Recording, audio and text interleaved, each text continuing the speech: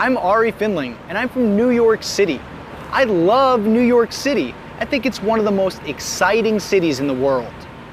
I enjoy driving, but I almost never drive in the city. For one thing, it's too expensive. And if you do drive in the city, you spend most of your time stuck in traffic, and parking is even more expensive than gas. So I always get around using public transportation. New York City has a great bus network, and the subway system is convenient and definitely the cheapest. But public transportation in New York City is much more expensive than in many other cities. Luckily, since June 2013, there's been a cheaper alternative to the buses, subways, and cars in Manhattan, and it's a healthier alternative too. This is Penn Station, the busiest railway station in New York City. More than 500,000 people travel through this station every day. However, located just several blocks from Penn Station is this, one of the many solar-powered docking stations for nearly 6,000 Citi Bikes, located in hundreds of stations around New York City and Brooklyn.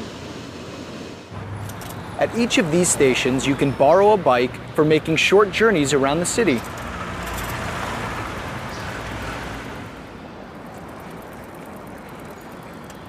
Citi Bikes are available all day, every day. Each station has a touch screen and a map of the area.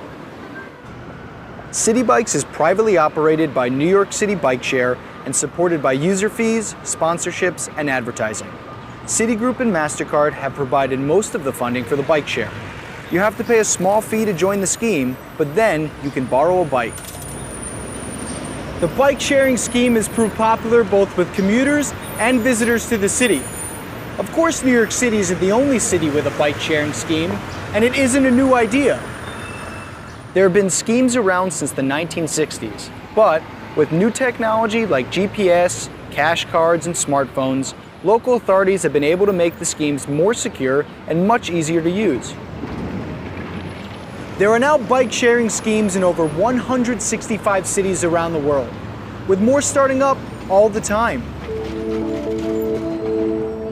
Some of the most successful schemes are the Velib in Paris, Dublin Bikes in Dublin, Ireland, Boris Bikes in London, Bising in Barcelona, and Bixi in Montreal, Canada. But the biggest scheme is in Hangzhou, China, which has more than 60,000 bicycles. Unfortunately, despite the enthusiasm for Citi Bikes, New York City still isn't the most bike-friendly city. There are some bike lanes, but often bikes, cars, and buses have to share the roads, and this can be dangerous. So there are a few things everyone can do to make their bike trips safer, whether you're on a city bike or your own bike. First, you have to obey the rules of the road. You must not ride a bike on the sidewalk, and you must not ride a bike through red lights. You should wear a helmet and bright clothes. You must be at least 16 or older to ride a city bike. You really shouldn't use your phone or wear headphones while cycling. You must be able to see and hear what's going on around you. But if you're careful, a bike is the best way to see New York City, and being able to borrow one for a small fee makes it even better.